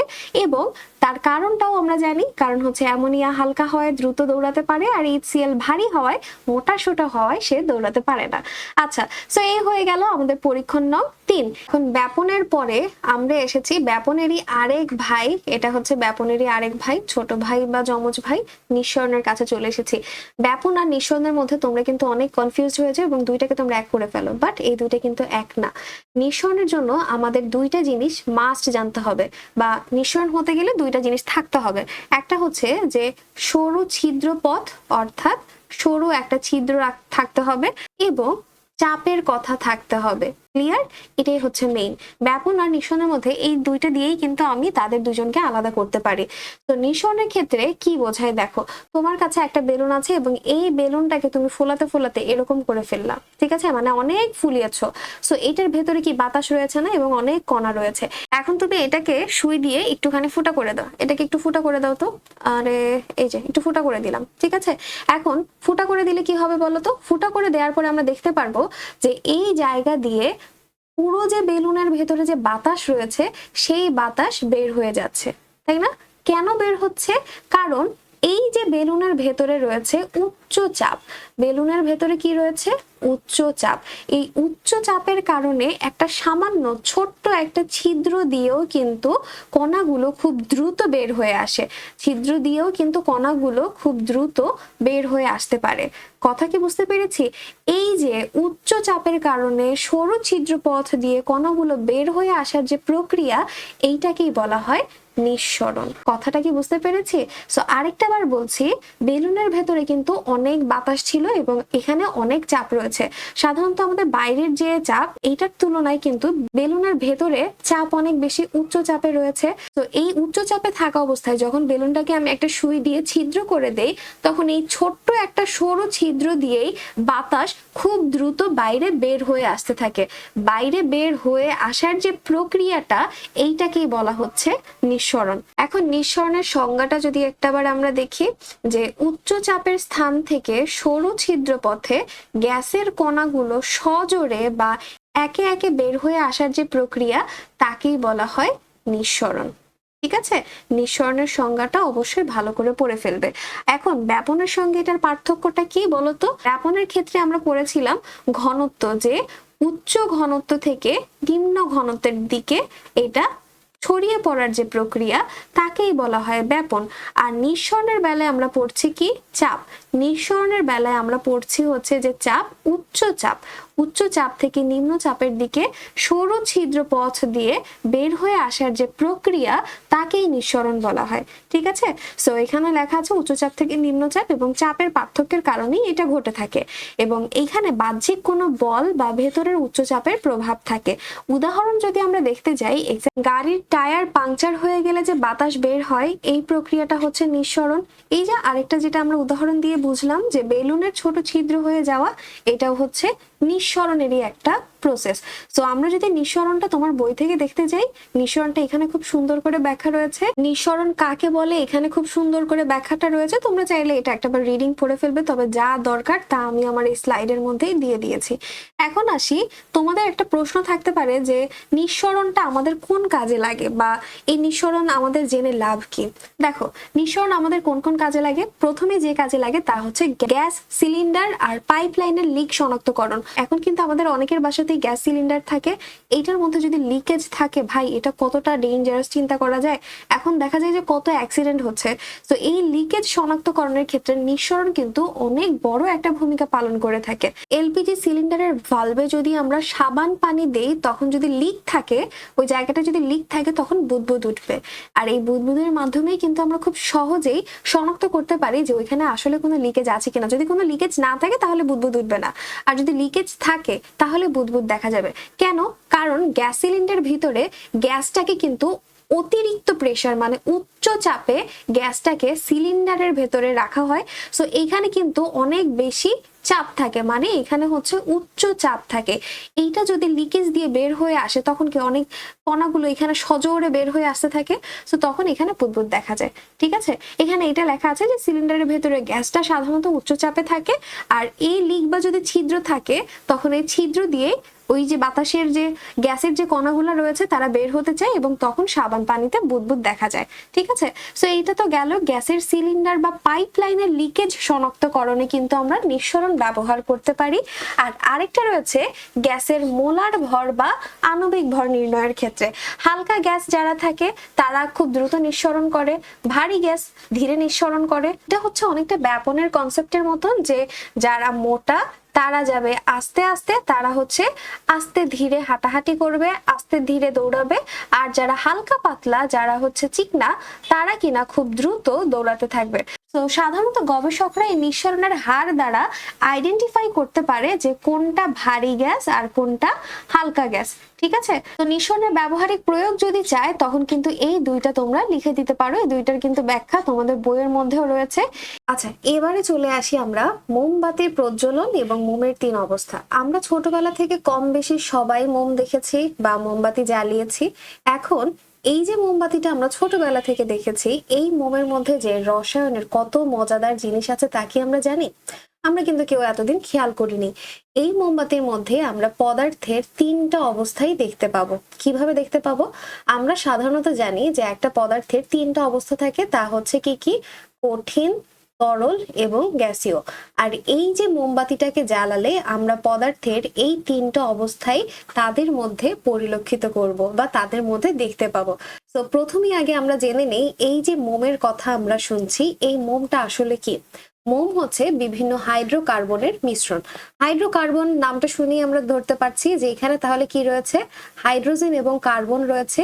এই দুইটার সমন্বয়ে মোমবাতিটা তৈরি হয়। তোমাকে যদি জিজ্ঞেস করা হয় মোম কি, মোম হচ্ছে বিভিন্ন হাইড্রোকার্বনের মিশ্রণ। আর হাইড্রোকার্বন বলতে তাহলে আসলে কি বোঝায়? হাইড্রোকার্বন বলতে আসলে বোঝায় হাইড্রোজেন এবং কার্বনের সমন্বয়ে গঠিত একটা জৈব যৌগ।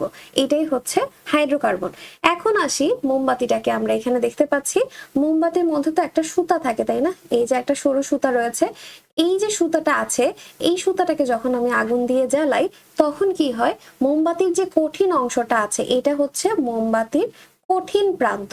ঠিক আছে, এই কঠিন প্রান্তটা আস্তে আস্তে গলতে শুরু করে, এবং গলার পরে এই যে যে পার্টটা দেখতে পাচ্ছ, এটা হচ্ছে মোমবাতির তরল অংশটা। ঠিক আছে, এই যে এখানে লেখাও আছে, এটা হচ্ছে মোমবাতির কঠিন অংশ, এবং এটা হচ্ছে মোমের যে তরল রূপ, এটা হচ্ছে তরল অংশ। এটা আস্তে আস্তে পরে যখন নিচে নেমে আসে, এটা শক্ত হয়ে যায়, এটা আবার ধরতে গেলে কঠিন মোমে পরিণত হয়ে যায়। বাট প্রথমে এটাকে যখন আগুনে জ্বালানো হয়, কঠিন মোমটা তরলে পরিণত হয়ে যায়। এখন এই যে মোমটা গলে পড়ছে, এই গলা মোমের 2টা পার্ট থাকে। কয়টা পার্ট? 2টা অংশ থাকে। কিছু অংশ তরলে পরিণত হয়, কিছু অংশ তরলে পরিণত হয়, এবং বাকি যে অংশটা রয়েছে মোমের, যে বাকি অংশ আছে, এইটা হয়ে যায় বাষ্পীয় বা গ্যাসীয় মোমে পরিণত হয়। তাহলে এই তরল মোমের 2টা অংশে বিভক্ত হয়ে যায়। একটা হচ্ছে তোমার গলে নিচের দিকে পড়ে যায়, এবং বাকি যে অংশটা সেটা হচ্ছে বাষ্পীয় মোমে পরিণত হয়ে যায়। এই বাষ্পীয় মোম আমাদের চারপাশে যে অক্সিজেন রয়েছে, এই অক্সিজেনের সঙ্গে যুক্ত হয়ে জলীয় বাষ্প তৈরি করে, এছাড়াও কার্বন ডাই অক্সাইড তৈরি করে এবং আলো তৈরি করে, এটা যার কারণে আমাদের চারপাশ আলোকিত হয় এবং আমরা দেখতে পাই। সো আরেকটা বার যদি আমি তোমাদেরকে বলি, একটা কঠিন মোমকে, অর্থাৎ এর সুতা যখন আমি আগুন দিয়ে জ্বালাই, তখন কঠিন মোম তরল অংশে পরিণত হতে থাকে। তরলের পার্টটা দুইটা ভাগে বিভক্ত হয়। তরলের পার্টটা কয়টা ভাগে বিভক্ত হয়? দুইটা ভাগে বিভক্ত হয়। কিছু অংশ তরলে এভাবে পরিণত হয়ে যায়, যা পরবর্তীতে আবার কঠিনেই পরিণত হয়ে যায়, এবং বাকি কিছু অংশ বাষ্পীয় মোমে পরিণত হয়। এই বাষ্পীয় মোমটা বাতাসের অক্সিজেনের সঙ্গে যুক্ত হয়ে আলো দেয়, যার মাধ্যমে আমাদের রুমের চারপাশ আলোকিত হয়ে যায়। তো শুধুমাত্র যে আলো দিচ্ছে তা না, এর সাথে জলীয় বাষ্প এবং কার্বন ডাই অক্সাইডও তৈরি হচ্ছে। তো তোমাদের বইয়ের মধ্যেও কিন্তু এই লেখাটা আছে যে বাষ্পীয় মোম বাতাসের অক্সিজেনের সাথে যুক্ত হয়ে কার্বন ডাই অক্সাইড, জলীয় বাষ্প, আলো, তাপ এগুলো উৎপন্ন করবে। আর এর মাধ্যমে কিন্তু আমরা মোমের কঠিন, তরল এবং গ্যাসীয় এই তিনটা অবস্থারই অস্তিত্ব পেয়ে যাচ্ছে। সো মোমের প্রজ্বলন নিয়ে সাধারণত ফুল সিকিউ না আসলেও এখান থেকে কিন্তু অনুধাবন বা সংক্ষিপ্ত প্রশ্ন আসতে পারে। সো অনুধাবন বা সংক্ষিপ্তের জন্য কিন্তু এটা অবশ্যই আমাদেরকে ভালো করে পড়তে হবে। আমরা যদি স্লাইড থেকে একটাবার দেখে নিই, এখানে প্রথমেই বলা আছে যে মোম আসলে কি। আমরা জানি হাইড্রোজেন এবং কার্বনের সমন্বয়ে গঠিত একটা জৈব যৌগ বা মিশ্রণ, এবং এখানে একই সাথে তিনটা অবস্থা আমরা দেখতে পাই। একটা হচ্ছে কঠিন অবস্থা, তরল অবস্থা এবং গ্যাসীয় অবস্থা। কঠিন অবস্থা হচ্ছে মোমবাতির যে কঠিন অংশটা বা মূল শক্ত যে শরীরটা, অর্থাৎ এটাই হচ্ছে কি মোমের কঠিন অংশ। তরল অবস্থা হচ্ছে মোমবাতিটা যে আস্তে আস্তে গলতে শুরু করে এভাবে সাইডে এসে পড়তে থাকে, সেটা হচ্ছে তার তরল অবস্থা। এবং আর বাকিটা কিন্তু গ্যাসীয় অবস্থায় পরিণত হয়ে যায়। তরল মোম আগুনের তাপে বাষ্পে পরিণত হয়ে জ্বলতে থাকে। ঠিক আছে, সো এই হচ্ছে মোমের তিনটা অবস্থা আমাদের তো জানা হয়ে গেল। আচ্ছা, আর এই মোম নিয়ে কিন্তু তোমাদের একটা সংক্ষিপ্ত খুবই ইম্পর্টেন্ট প্রশ্ন আসতে পারে যে এই যে মোমের দহন বিক্রিয়াটা বা মোমের যে বিক্রিয়াটা হয়, এটা কি আসলে ভৌত পরিবর্তন নাকি রাসায়নিক পরিবর্তন? ভৌত নাকি রাসায়নিক পরিবর্তন? হয় টিচার এটা তোমাকে ক্লাসে জিজ্ঞেস করতে পারে, বা তোমাদের সংক্ষিপ্ত প্রশ্ন আসতে পারে যে এটা কি ভৌত নাকি রাসায়নিক পরিবর্তন। ভৌত পরিবর্তন কি না, আগে এইটার কথা যদি আমি চিন্তা করতে যাই, সাধারণত মোমের যখন দহন হতে থাকে, মোম তখন কঠিন থেকে তরলে পরিণত হয়। অর্থাৎ মোমের যে কঠিন অংশটা সেটাই কিন্তু তরলে পরিণত হয়, এবং এটা যখন ঠান্ডা হয়ে যায়, মানে এই তরলটা যখন ঠান্ডা হয়ে যায়, তা কিন্তু পুনরায় আবার কঠিনে হয়ে যায়। ওদের পদার্থের যে গঠনটা বা পদার্থের মধ্যে যে অণুগুলো আছে তাদের কিন্তু কোনো পরিবর্তন হচ্ছে না, অর্থাৎ তাদের গাঠনিক কোনো পরিবর্তন ঘটছে না। এই ক্ষেত্রে কিন্তু তার কোনো প্রকারের গাঠনিক পরিবর্তন হচ্ছে না। সো এই জন্য কিন্তু এই ক্ষেত্রে মোমের মধ্যে ভৌত পরিবর্তন আমরা লক্ষ্য করি, তাই না? কঠিন থেকে আগুনের সংস্পর্শে আনলে তরলে পরিণত হচ্ছে, তরলটা যখন ঠান্ডা হয়ে যাচ্ছে তা আবার কঠিনে পরিণত হয়ে যাচ্ছে। সো মোমের পদার্থের গাঠনিক পরিবর্তন হচ্ছে না, এই জন্য এই ক্ষেত্রে ভৌত পরিবর্তন ঘটছে। কিন্তু সেই সাথে মোমের যে বাষ্পীয় মোম বা এই যে তরল মোম, যেটা কিনা বাতাসের অক্সিজেনের সঙ্গে যুক্ত হয়ে কার্বন ডাই অক্সাইড, জলীয় বাষ্প, তাপ, আলো এইগুলো তৈরি করছে। সো এইখানে তো ওর পুরো গাঠনিক পরিবর্তন হয়ে সম্পূর্ণ নতুন ধর্মী পদার্থ তৈরি করছে। আর এটা কিন্তু আবার আগের অবস্থায়, এখান থেকে কি তুমি আবার আগের মতন মোম তৈরি করতে পারবা না। সো যেহেতু পারবা না, এই জন্য এই ক্ষেত্রে রাসায়নিক পরিবর্তনটাও ঘটছে। সো মোমের মধ্যে কিন্তু একই সাথে ভৌত পরিবর্তন যেমন ঘটছে, ঠিক একই সাথে রাসায়নিক পরিবর্তনও ঘটছে। তো আশা করছি যদি পরীক্ষার মধ্যে সংক্ষিপ্ত প্রশ্ন এটা আসে যে মোমটা কি ভৌত নাকি রাসায়নিক পরিবর্তন, ইনশাল্লাহ তোমরা ব্যাখ্যাটা লিখতে পারবে। এই যে একটা সুপার টিপস যদি তোমাদেরকে দেই, মোমবাতি জ্বলা একই সাথে ভৌত এবং রাসায়নিক পরিবর্তন করে। কিভাবে? কঠিন মোম গলে তরল হওয়া, এটা হচ্ছে ভৌত পরিবর্তন, এবং রাসায়নিক পরিবর্তনের মধ্যে রয়েছে মোম পুড়ে যে নতুন পদার্থ অর্থাৎ কার্বন ডাই অক্সাইড বা জলীয় বাষ্প তৈরি করছে, এটা কিন্তু রাসায়নিক পরিবর্তন। সো মোমের জ্বলন নিয়ে আশা করছি তোমাদের আর কোনো টেনশন নেই, সুন্দর করে বুঝতে পেরেছো। এবারে আমরা চলো দেখে নিই গলন ও স্ফুটন। আমরা স্লাইড থেকে একটু দেখি গলন আর স্ফুটনটা আসলে কি। ঠিক আছে, গলন হচ্ছে কোনো কিছুর গলে যাওয়ার যে প্রক্রিয়া, অর্থাৎ কি গলবে বলতো? এই যে কঠিন যে পদার্থ থাকে, কঠিন পদার্থ থেকে তরল পদার্থে পরিণত হওয়ার যে প্রক্রিয়া, তাকেই বলা হয় গলন। তার মানে কি হলো গলন? কোন একটা কঠিন পদার্থের তরলে পরিণত হওয়ার প্রক্রিয়াকেই গলন বলা হয়। আর গলনাঙ্ক কি? যে তাপমাত্রায় এটা গলতে শুরু করবে। তার মানে কি? যে তাপমাত্রায় এটা গলতে শুরু করবে, যে তাপমাত্রায় গলতে শুরু করবে। এটা হচ্ছে তোমার বোঝার জন্য আমি বললাম যে যে তাপমাত্রায় গলতে শুরু করবে। তবে যদি সংজ্ঞা লিখতে চাও, একদম অ্যাকিউরেট সংজ্ঞা দিতে চাও, সেই ক্ষেত্রে হবে যে 1 অ্যাটমসফিয়ার চাপে যে তাপমাত্রায় কঠিন পদার্থ গলে তরল হয় তাকেই হচ্ছে ওই পদার্থের গলনাঙ্ক বলা হয়। কথা বুঝতে পেরেছি? আর সাধারণত বরফ 0 ডিগ্রি সেলসিয়াস তাপমাত্রায় গলতে শুরু করে দেখে বরফের গলনাঙ্ক হচ্ছে 0 ডিগ্রি সেলসিয়াস, এবং বিশুদ্ধ ইউরিয়া 133 ডিগ্রি মানে 133 ডিগ্রি সেলসিয়াসে গলতে শুরু করে বলে ইউরিয়ার গলনাঙ্ক হচ্ছে 133 ডিগ্রি সেলসিয়াস। তো কোনো পদার্থের গলন হচ্ছে কঠিন থেকে তরলে পরিণত হওয়ার যে প্রক্রিয়া, সেটা হচ্ছে তার গলন, এবং যে তাপমাত্রায় গলতে শুরু করে সেই তাপমাত্রাকে বলা হয়। এবারে স্ফুটন কি বলতো? স্ফুটন হচ্ছে তরল থেকে গ্যাসে পরিণত হওয়ার যে প্রক্রিয়া, সেই প্রক্রিয়াটাকে বলা হয় স্ফুটন। এবং ঠিক একইভাবে তোমাকে যদি জিজ্ঞেস করা হয় স্ফুটনাঙ্ক কাকে বলে, তো তোমার উত্তরটাও হবে যে তাপমাত্রায় কোনো একটা তরল পদার্থ ফুটতে শুরু করবে বা গ্যাসে পরিণত হতে শুরু করবে, এই তাপমাত্রাকে ওই পদার্থের স্ফুটনাঙ্ক বলা হয়। ঠিক আছে? যেমন আমরা যদি একটু সংজ্ঞাটা দেখতে যাই যে স্ফুটন বলতে তাহলে কি বোঝাচ্ছে।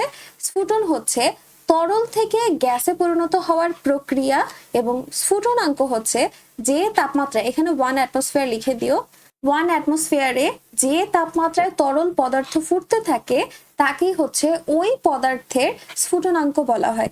সাধারণত পানি 100 ডিগ্রি সেলসিয়াস তাপমাত্রায় ফুটতে শুরু করে, এই জন্য পানির স্ফুটনাঙ্ক হচ্ছে 100 ডিগ্রি সেলসিয়াস।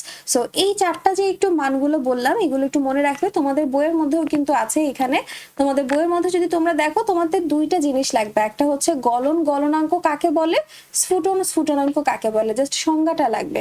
তো বই থেকে এই যে এখান থেকে দিবা, তাপ প্রয়োগে কোনো পদার্থের কঠিন অবস্থা থেকে তরলে পরিণত হওয়ার যে প্রক্রিয়া তাকে গলন বলে, এবং এক বায়ুমণ্ডলীয় চাপে, এই কথাটা অবশ্যই উল্লেখ করবে। এটা হয় সংজ্ঞায় লিখে দিবে, না হলে এমসিকিউ আসলে কিন্তু অনেক ইম্পর্টেন্ট। ঠিক সেম ভাবে এখানে রয়েছে কি বরফের গলনাঙ্ক কত, এটা এমসিকিউ তো লাগতে পারে। এরপরে তারপর স্ফুটনাঙ্ক কাকে বলে বা স্ফুটন বলতে কি বোঝায়, এটার সংজ্ঞাটা লাগবে। এরপরে রয়েছে যে পানির স্ফুটনাঙ্ক কত, এমসিকিউতে আসতে পারে। আর স্ফুটনের বিপরীত প্রক্রিয়াটির নাম হচ্ছে ঘনীভবন।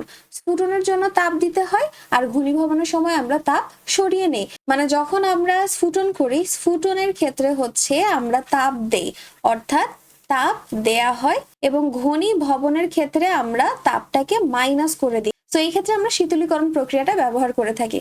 গেল। এবারে আসি গলন আর স্ফুটনের মধ্যে তুমি একটা প্রশ্ন অনেক বেশি পাবে সংক্ষিপ্তের মধ্যে, যে বিশুদ্ধ এবং অবিশুদ্ধ পদার্থ তুমি কিভাবে আইডেন্টিফাই করবে বা তুমি কিভাবে বুঝবে। সাধারণত বিশুদ্ধ এবং অবিশুদ্ধ পদার্থ নির্ণয় করার ক্ষেত্রে তাদের স্ফুটনাঙ্ক আর গলনাঙ্ক অনেক বড় একটা ভূমিকা রাখে। তাদের স্ফুটনাঙ্ক এবং গলনাঙ্ক, বিশুদ্ধ পদার্থের ক্ষেত্রে তাদের গলনাঙ্ক এবং স্ফুটনাঙ্ক থাকবে নির্দিষ্ট, একদম এক্সাক্ট ওই টেম্পারেচারেই তারা গলতে শুরু করবে বা তারা ফুটতে শুরু করবে। তাদের গলনাঙ্ক মান থাকবে একদম নির্দিষ্ট। কিন্তু অবিশুদ্ধ পদার্থের ক্ষেত্রে তাদের গলনাঙ্ক এবং স্ফুটনাঙ্কের মান মোটেও নির্দিষ্ট থাকবে না। তাদের ক্ষেত্রে যদি তোমার কোনো একটা পদার্থের মধ্যে ভেজাল থাকে, সেই ক্ষেত্রে ওই পদার্থের গলনাঙ্ক কমে যায়। মানে সেইটা যদি কোনো একটা পদার্থ 80 ডিগ্রি সেলসিয়াসে গলতে শুরু করে, তাহলে এটার মধ্যে যদি ভেজাল থাকে, এটা 80 ডিগ্রিতে গলতে না শুরু করে এটা 50 ডিগ্রিতেই গলতে শুরু করে দেবে। তার মানে তখন তোমাকে বুঝতে হবে যে ওই পদার্থের মধ্যে ভেজাল আছে। আর যদি সেটা 80 ডিগ্রিতেই হয়, তার মানে সেটা হচ্ছে বিশুদ্ধ পদার্থ।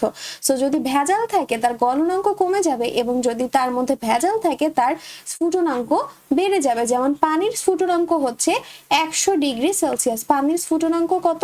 100 ডিগ্রি সেলসিয়াস। এখন পানির মধ্যে যদি ভেজাল থাকে, যদি এটার মধ্যে ভেজাল থাকে, সেই ক্ষেত্রে এইটার স্ফুটনাঙ্ক বেড়ে যাবে। হতে পারে সেটা, সেই ক্ষেত্রে এটার স্ফুটনাঙ্ক কি হবে? বেড়ে যাবে। কথা বুঝতে পেরেছি? সো আমরা গলনাঙ্ক এবং স্ফুটনাঙ্ক দিয়ে খুব সহজেই বিশুদ্ধ এবং অবিশুদ্ধ পদার্থ নির্ণয় করতে পারি। তো গলন আর স্ফুটন কি, আশা করছি তোমরা বুঝতে পেরেছো। এরপরে তোমাদের এখানে কঠিন পদার্থের গলনাঙ্ক নির্ণয় পদ্ধতি বা মোমের গলনাঙ্ক নির্ণয়, এইগুলো যেগুলো আছে, এগুলো তোমরা একটাবার রিডিং দিলে আশা করছি বুঝতে পারবে। যদি কোনো প্রবলেম হয় আমাকে কমেন্ট সেকশনে জানাতে পারো, আমি সেটা নিয়ে তোমাদেরকে বলবো। এই যে এখন লাগবে হচ্ছে এইটা, এখানে কি রয়েছে? বরফে তাপ প্রদানের লেখচিত্র রয়েছে। এইখান থেকে, এই চ্যাপ্টার থেকে যদি তোমার সিকিউ আসে, তাহলে 3টা লেখচিত্র মাস্ট পড়তে হবে। একটা হচ্ছে তোমার বরফের তাপ প্রদানের লেখচিত্র, বরফে তাপ প্রদানের লেখচিত্র, যেটা এখন আমি তোমাকে দেখাবো। এর পরেরটা হচ্ছে জলীয় বাষ্পের শীতলীকরণের লেখচিত্র। জলীয় বাষ্পের শীতলীকরণের জন্য একটা কার্ভ তোমাদের লাগবে শীতলীকরণের জন্য, এবং আরেকটা রয়েছে সোডিয়াম ক্লোরাইডের ক্ষেত্রে সোডিয়াম ক্লোরাইডের তাপ প্রদানের যে লেখচিত্র। তোমাদের যদি এই চ্যাপ্টার থেকে কোনো সিকিউ ফুল করে, তো সেই ক্ষেত্রে এই তিনটার লেখচিত্রের মধ্যে একটা না একটা তুমি মাস্ট পাবে, এটা একদম লিখে নাও। এটা অনেক অনেক অনেক বেশি ইম্পর্টেন্ট। যদি লেখচিত্র থেকে প্রশ্ন করে তাহলে এই তিনটা থেকে একটা না একটা আসবে। সো অবশ্যই এই যে লেখচিত্র বা গ্রাফগুলো আছে, এটা একদম মনোযোগ সহকারে ভালো করে বুঝে নাও, ইনশাল্লাহ তুমি এখানে আটকাবে না। সো প্রথমে আমরা দেখে নিই বরফে তাপ প্রদানের লেখচিত্র।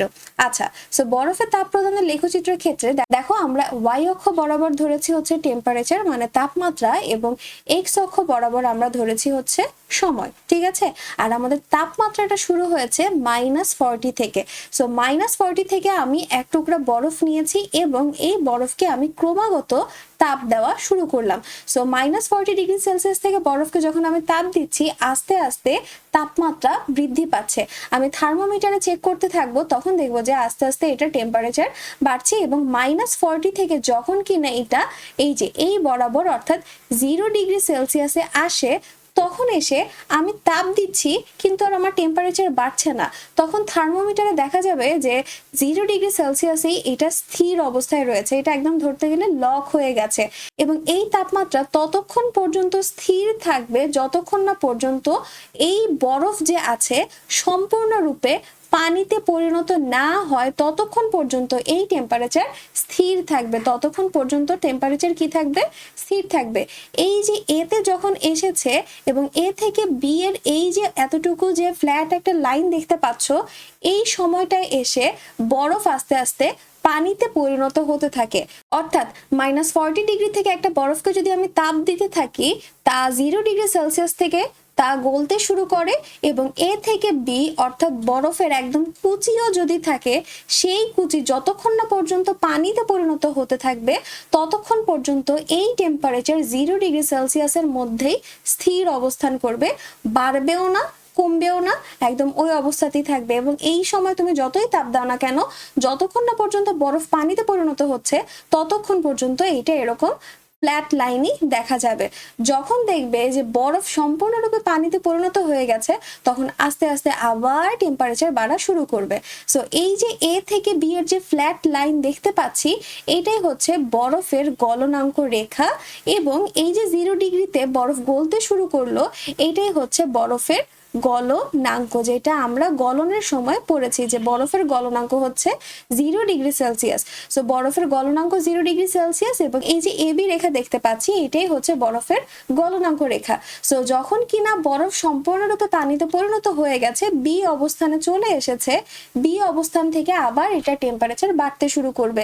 কতক্ষণ পর্যন্ত বাড়বে বলতো? আমরা একটু আগে কি দেখেছিলাম, পানির স্ফুটনাঙ্ক কত ছিল?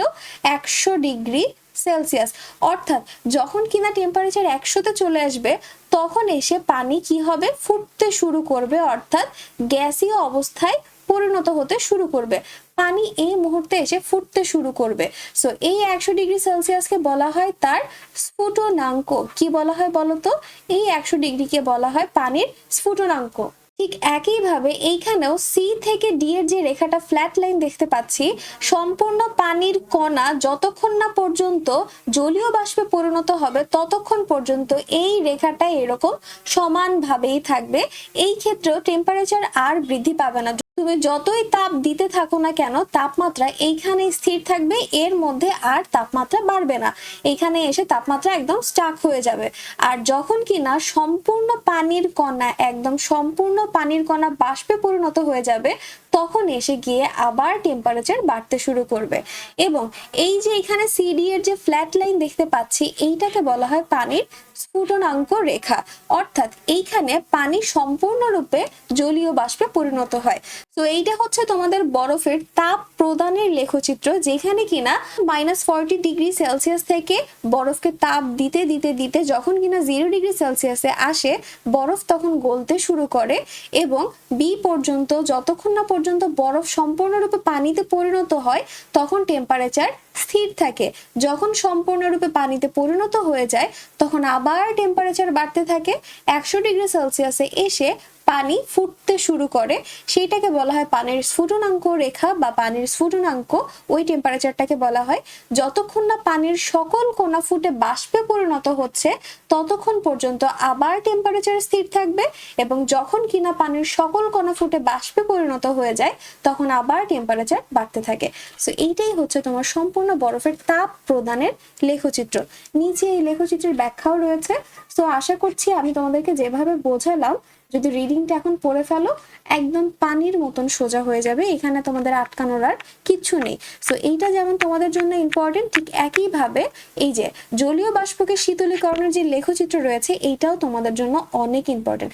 একটু আগে দেখলাম আমরা গ্রাফটা এভাবে উঠছে আর এখন গ্রাফটা নামবে, কারণ তখন আমরা তাপ দিয়েছি আর এখন আমরা তাপ সরিয়ে ফেলবো, অর্থাৎ এখন আমরা জলীয় যে বাষ্পটা পেয়েছিলাম তাকে শীতলীকরণ করব, করে আস্তে আস্তে এটা আসলে কি হয় সেটাই দেখব। এই ক্ষেত্রে আমাদের 140°C একটা বাষ্পকে আমরা আস্তে আস্তে কি করব, ঠান্ডা করতে থাকবো, অর্থাৎ এটার তাপ সরিয়ে নিব। সো যখন এটাকে আস্তে আস্তে আমরা ঠান্ডা করছি তখন ওর তাপমাত্রা আস্তে আস্তে কমছে। যখন কিনা 100°C আসবে তখন এসে ঠিক আগের মতন তাপমাত্রা কি হয়ে যাবে, স্থির হয়ে যাবে।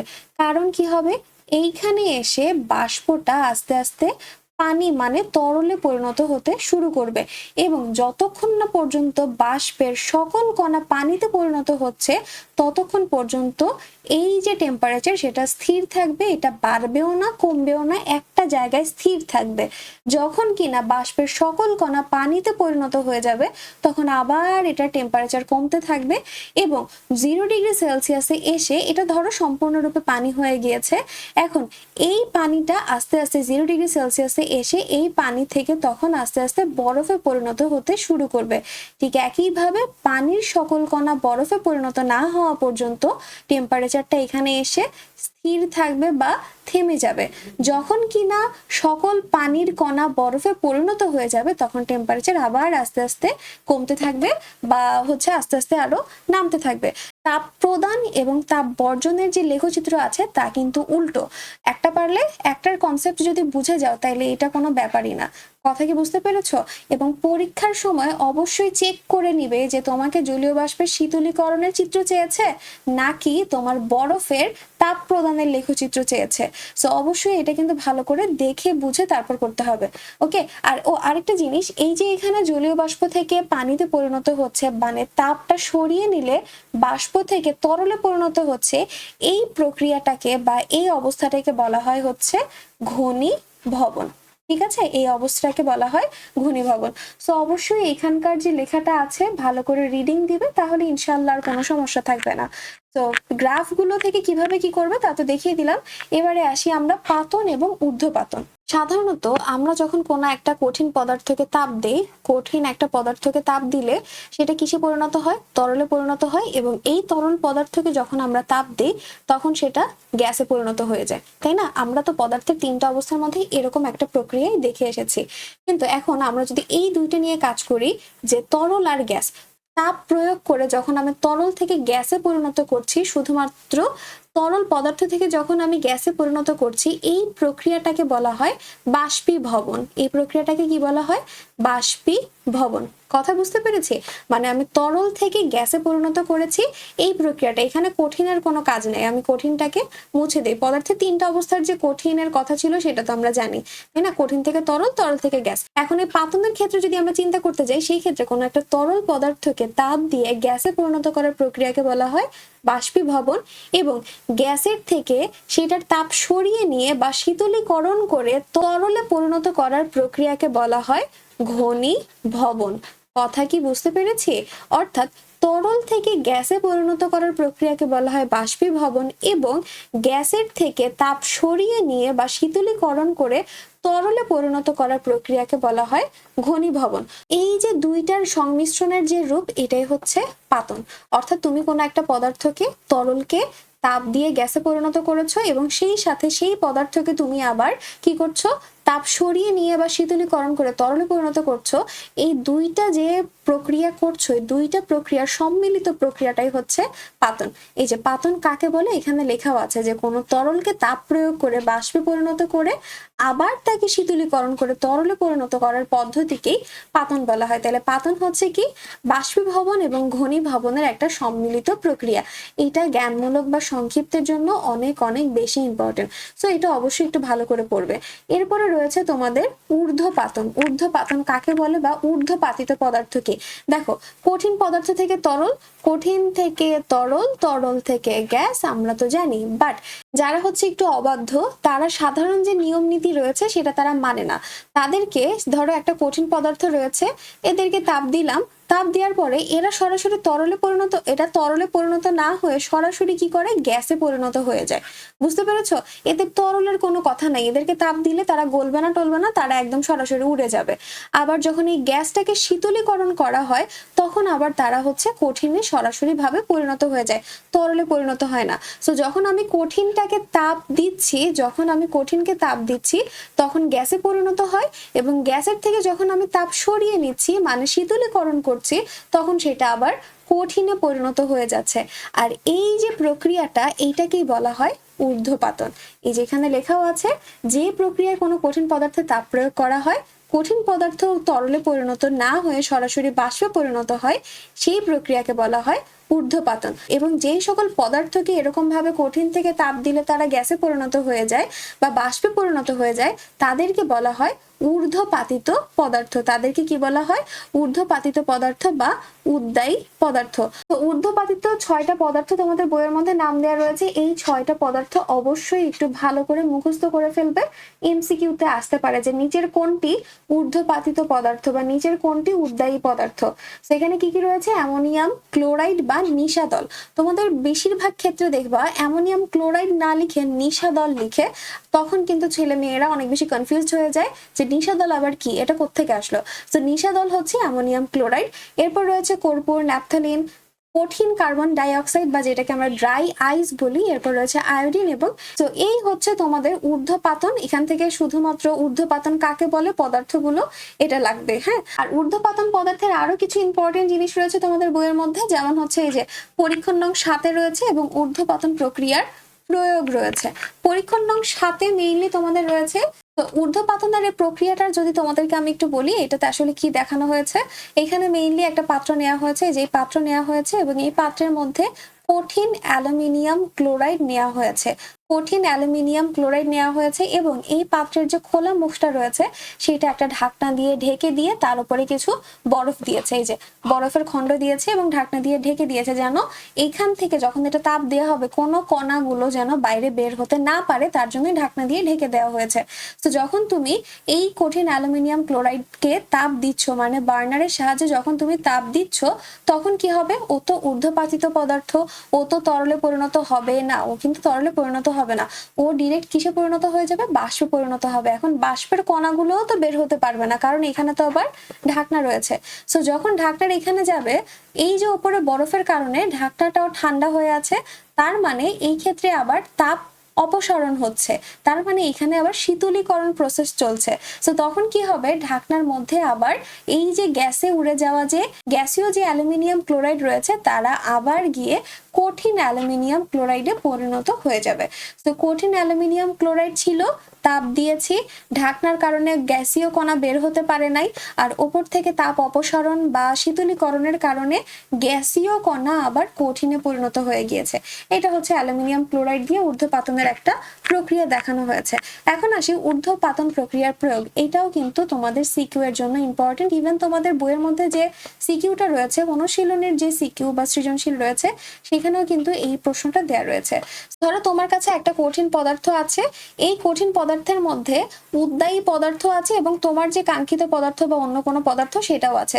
সো কোনো পদার্থ পৃথকীকরণের ক্ষেত্রে পদার্থ পৃথকীকরণের ক্ষেত্রে ঊর্ধ্বপাতন প্রক্রিয়াটা অনেক কাজে লাগে। দেখবা যে অনেক প্রশ্ন আছে তোমাদের সিকিউ এর মধ্যে, আমি তোমাদের পরবর্তীতে একটা সিকিউ সলভের ভিডিও করব, সেখানে তোমাদের এই অধ্যায় থেকে বোর্ডে আসা যত সিকিউ এমসিকিউ আছে সব দেখিয়ে দিব। তো ঊর্ধ্বপাতনের সাহায্যে মেইনলি আমরা পদার্থ পৃথকীকরণ করে থাকি। ধরো কোনো একটা কঠিন পদার্থের মিশ্রণ আছে এবং সেখানে একটা উদ্বায়ী পদার্থও রয়েছে। সো উদ্বায়ী পদার্থ মানেই হচ্ছে তাকে যদি তাপ দেই সেটা সরাসরি গ্যাসে পরিণত হয়ে যাবে, মানে উড়ে যাবে। তো পাত্রের মধ্যে যেটা থাকবে সেটাই হচ্ছে আমার কাঙ্ক্ষিত পদার্থ।